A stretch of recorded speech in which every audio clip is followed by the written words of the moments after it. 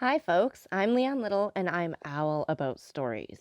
I read them, write them, watch them, anything with a story. I absolutely love it. I especially love sharing them with other people, and what better way is there to start than with the classics? They're classics for a reason, right? They're amazing stories and absolutely timeless. Don't forget to hit up all those fancy buttons like, subscribe, follow, share, whatever you need to do. But most importantly, don't be afraid to reach out. I'd love to connect with you, so feel free to leave comments as you'd like, or you can even follow me over on my Buy Me a Coffee page, leannelittle.com, to message directly. So let's continue on with The Count of Monte Cristo by Alexandre Dumas. Chapter 70. The Ball. It was in the warmest days of July, when in due course of time the Saturday arrived upon which the ball was to take place at Monsieur de Morcerf's. It was 10 o'clock at night.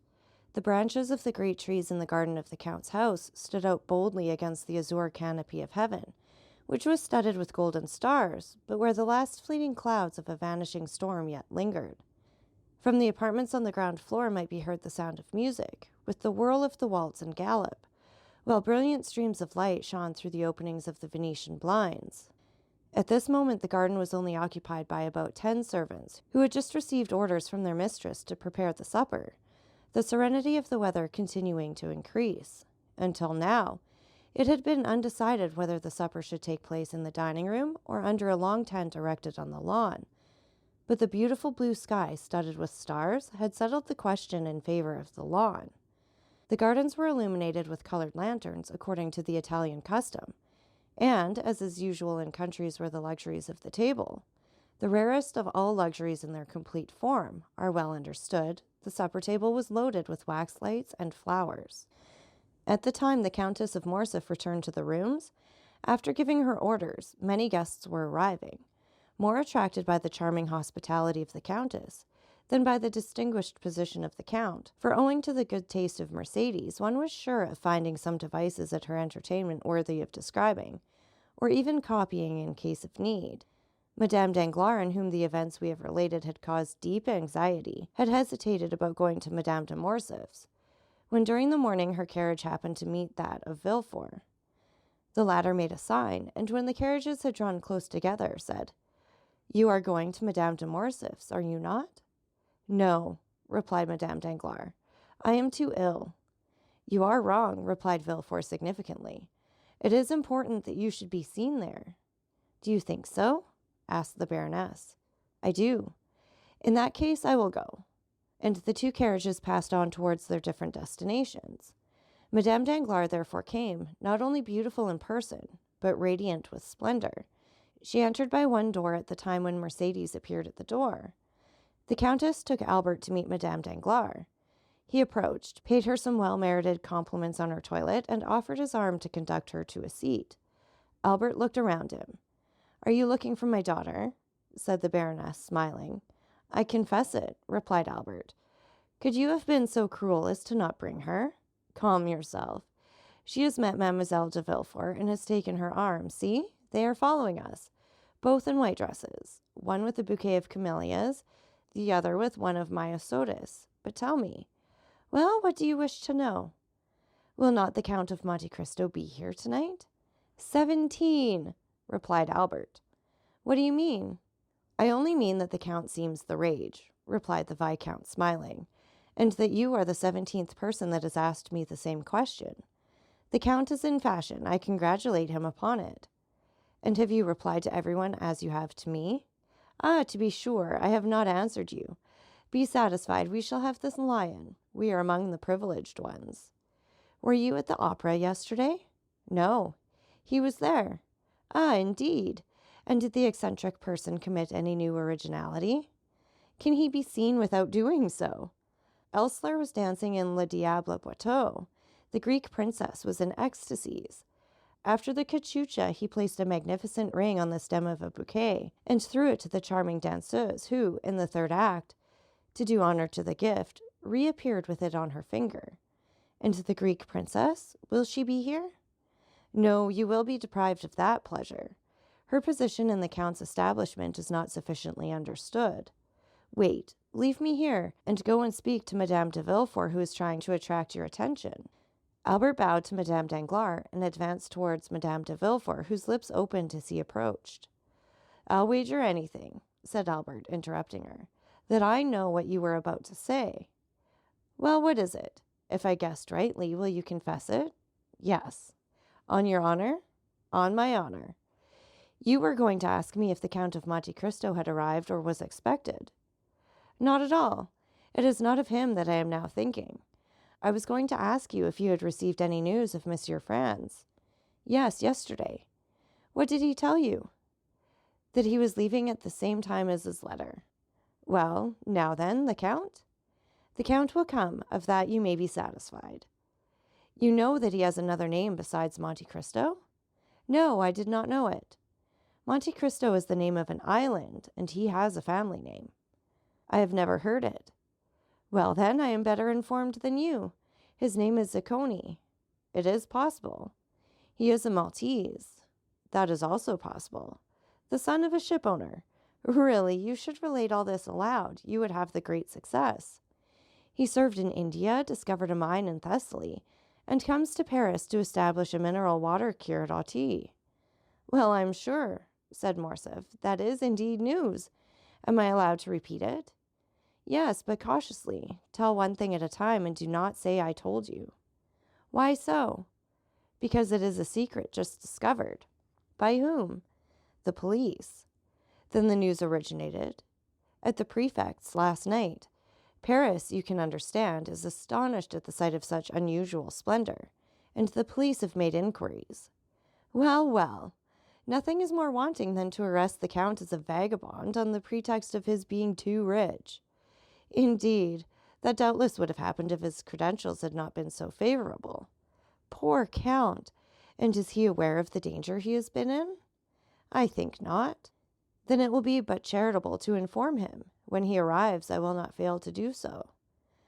Just then a handsome young man with bright eyes, black hair, and glossy mustache respectfully bowed to Madame de Villefort. Albert extended his hand. "Madame," said Albert, "allow me to present to you Monsieur Maximilian Morrel, captain of Spahi, one of our best, and, above all, of our bravest soldiers." "I have already had the pleasure of meeting this gentleman at Auteuil, at the house of the Count of Monte Cristo," replied Madame de Villefort, turning away with marked coldness of manner. This answer, and especially the tone in which it was uttered, chilled the heart of poor Morrel. But the recompense was in store for him. Turning around, he saw near the door a beautiful fair face, whose large blue eyes were, without any marked expression, fixed upon him, while the bouquet of myosotis was gently raised to her lips. The salutation was so well understood that Morrel, with the same expression in his eyes, placed his handkerchief to his mouth, and these two living statues, whose hearts beat so violently under their marble aspect, separated from each other by the whole length of the room, forgot themselves for a moment, or rather forgot the world in their mutual contemplation. They might have remained much longer lost in one another, without anyone noticing their abstraction. The Count of Monte Cristo had just entered. We have already said that there was something in the Count which attracted universal attention wherever he appeared. It was not the coat, unexceptional in its cut, though simple and unornamented. It was not the plain white waistcoat. It was not the trousers that displayed the foot so perfectly formed. It was none of these things that attracted the attention. It was his pale complexion, his waving black hair, his calm and serene expression, his dark and melancholy eye, his mouth chiseled with such marvelous delicacy, which so easily expressed such high disdain. These were what fixed the attention of all upon him. Many men might have been handsomer, but certainly there could be none whose appearance was more significant, if the expression may be used.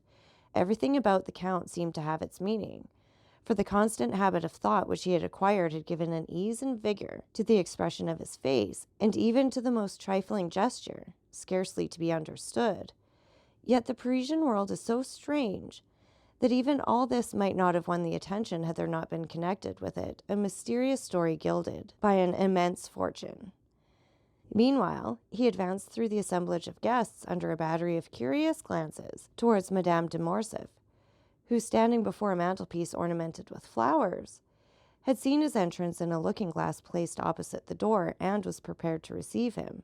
She turned towards him with a serene smile, just at the moment he was bowing to her.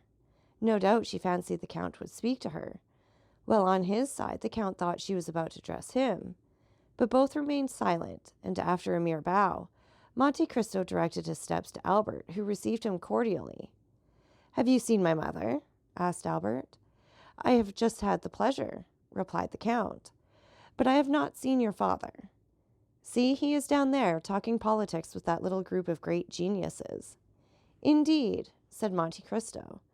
"And so those gentlemen down there are men of great talent. I should not have guessed it.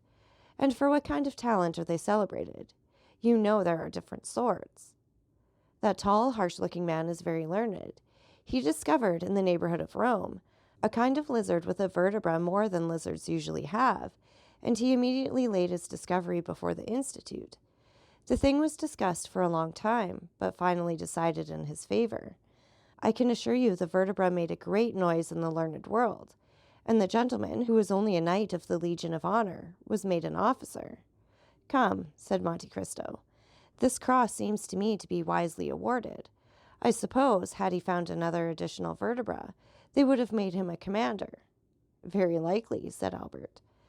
"And who can that person be who has taken it into his head to wrap himself up in a blue coat embroidered with green? Oh, that coat is not his own idea. It is the Republic's, which deputed David to devise a uniform for the academicians." "Indeed," said Monte Cristo. "So this gentleman is an academician?" "Within the last week he has been made one of the learned assembly." "And what is his special talent?" "His talent? I believe he thrusts pins through the heads of rabbits. He makes fowls eat matter and punches the spinal marrow out of dogs with whalebone." "And he is made a member of the Academy of Sciences for this?" "No, of the French Academy." "But what has the French Academy to do with all this?" "I was going to tell you. It seems that his experiments have very considerably advanced the cause of science, doubtless." "No, that his style of writing is very good." "This must be very flattering to the feelings of the rabbits, into whose heads he has thrust pins, to the fowls whose bones he has dyed red, and to the dogs whose spinal marrow he has punched out?" Albert laughed. "And the other one?" demanded the Count. "That one? Yes, the third. The one in the dark blue coat." "Yes. He is a colleague of the Count, and one of the most active opponents to the idea of providing the Chamber of Peers with a uniform. He was very successful upon that question. He stood badly with the liberal papers, but his noble opposition to the wishes of the court is now getting him into favor with the journalists. They talk of making him an ambassador." "And what are his claims to the peerage?"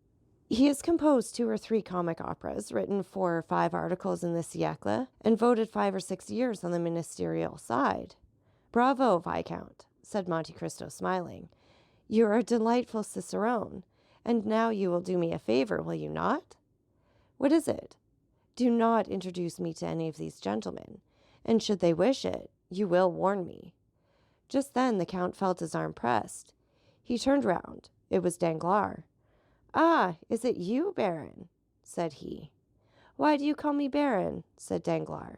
"You know that I care nothing for my title. I am not like you, Viscount. You like your title, do you not?"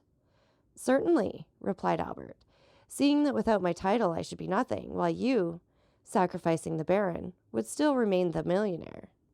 "Which seems to me the finest title under the royalty of July," replied Danglars. "Unfortunately," said Monte Cristo, "one's title to a millionaire does not last for life, like that of a baron, peer of France, or academician. For example, the millionaires Frank and Pullman of Frankfurt, who have just become bankrupts." "Indeed," said Danglars, becoming pale. "Yes, I received the news this evening by a courier. I had about 1 million in their hands, but warned in time. I withdrew it a month ago." "Ah, mon Dieu!" exclaimed Danglars. "They have drawn on me for 200,000 francs." "Well, you could throw out the draft. Their signature is worth 5%. "Yes, but it is too late," said Danglars. "I have honored their bills." "Then," said Monte Cristo, "here are 200,000 francs gone after." "Hush! Do not mention these things," said Danglars. Then, approaching Monte Cristo, he added, especially before young Monsieur Cavalcanti, after which he smiled and turned towards the young man in question.